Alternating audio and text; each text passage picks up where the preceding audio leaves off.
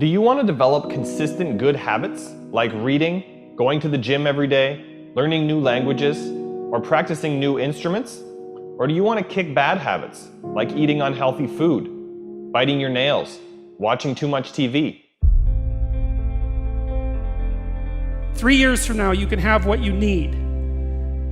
You got to be careful about it. You can't have everything. You can have what would be good for you, but you have to figure out what it is, and then you have to aim at it. We know that sometimes you can be uncomfortable, but you can be uncomfortable and hopeful rather than uncomfortable and fearful. People go through their lives without knowing what it is they want to do.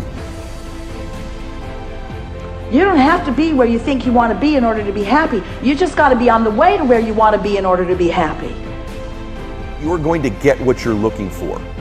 So if you're looking for success, you're looking for happiness, you're looking for prospects, you're looking for recruits or clients, I'm telling you, the more you're consciously looking for those things, you're going to see them. When you're looking to win, you're looking for victory. Sit on your bed one day and ask yourself, what remarkably stupid things am I doing on a regular basis to absolutely screw up my life? And if you actually ask that question, but you have to want to know the answer, right? Because that's actually what asking the question means. It doesn't mean just mouthing the words. It means you have to decide that you want to know.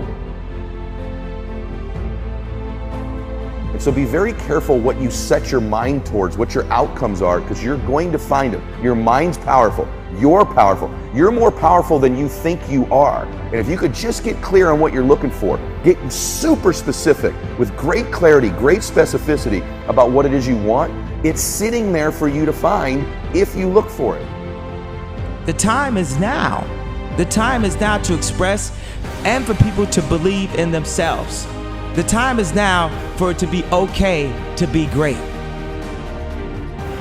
Right there and then, you have an opportunity to steer your thoughts and your emotions in the direction that you want them to go, not in the direction that they're telling you to go. In other words, you can literally choose to seize the day, or you can let the day seize you.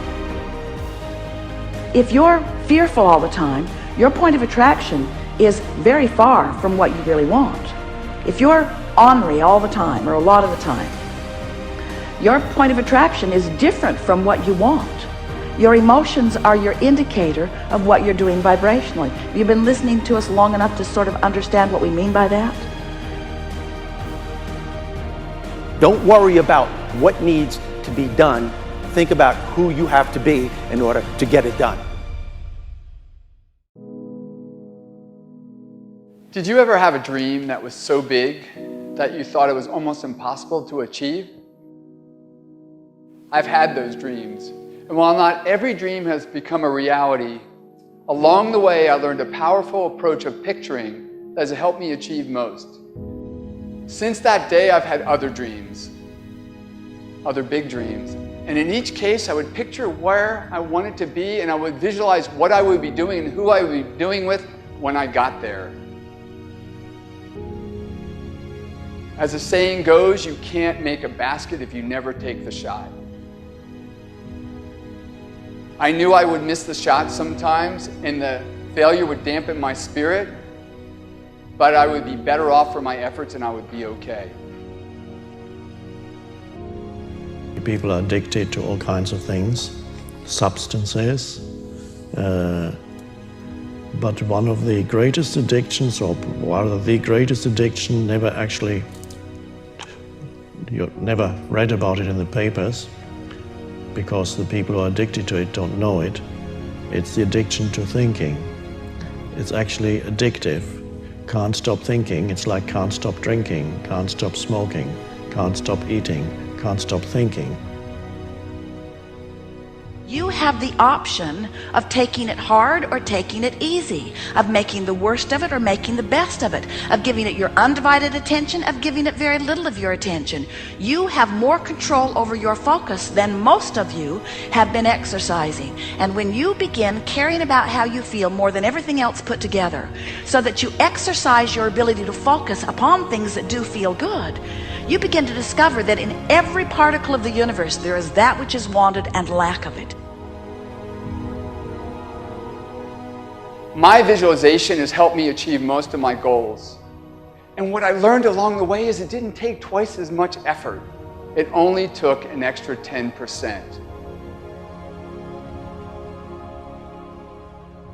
When we fail, life continues as it is. We can stay in our comfort zone. Success, on the other hand, challenges us. It pushes us and it exposes us to rejection. How are we going to manage this new success? If you're not happy, you're not successful. If you're not enjoying yourself during the process of whatever it is you're trying to achieve, there's a problem. To me, the biggest disease on this planet is unhappiness. And the reason why people are unhappy is because we have a tendency to keep focusing, as I said, on what we don't have and what's not working in our lives, instead of allowing ourselves to shift our focus and our way of thinking. People always want to be like, follow your dreams, follow your dreams, follow your dreams. My dream was always to be a rap artist, right? But I had to get a job. So I had to focus on my job. And then I made money to follow my dream. One of the main reasons that people don't get what they want is because they don't actually figure out what it is.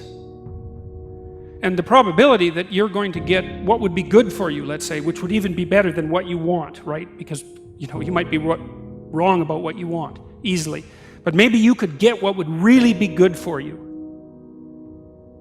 You have the freedom to think anything you want. You were born extremely confident. You came into this world knowing how wonderful you are. So choose new thoughts to think about yourself, and choose new words to tell yourself how magnificent you are, and that you deserve all the good that life has to offer. First thing in the morning and last thing in the evening, I want you to look into your eyes and say, I love you. I really love you. Your first goal, this is what I'm suggesting, your first goal when you open up your eyes should be to focus on the things that ignite your spirit and bring you joy. I want you to focus on the things that you appreciate in your life, the things that you're grateful for. I don't care who it is or what it is. Maybe it's the person lying next to you. Maybe you're thinking of your children.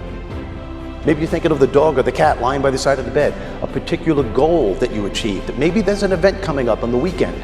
Maybe you're meeting with your friends for lunch. You see, folks, it doesn't matter who it is or what it is. There's always something to be grateful for, to appreciate. And what I'm asking you to do in those few moments before you crank and get into your day is to focus on these things. Then why am I asking you to do this?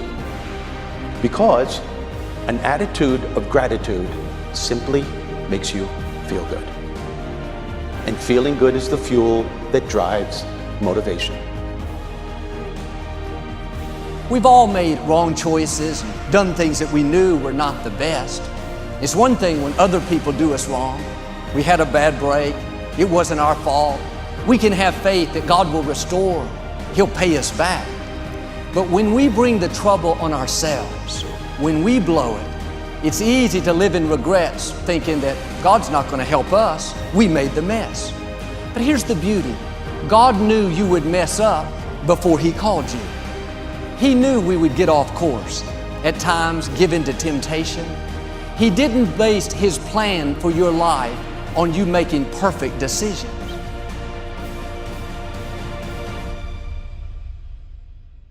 Through success, I represent the possibility of what you can achieve and what you can do with your life and your career. Other people's success represents the possibility of what you can do. Those are the records that you can sell. Those are the type of tours that you can do. Those are the kind of songs that you can produce and the songs that you can write. Those are the millions of dollars that you can get, or billions. Those are the type of architectural drawings and buildings that you can build. Those are the type of books that you can sell. Everybody else's success represents the possibility of what you could do.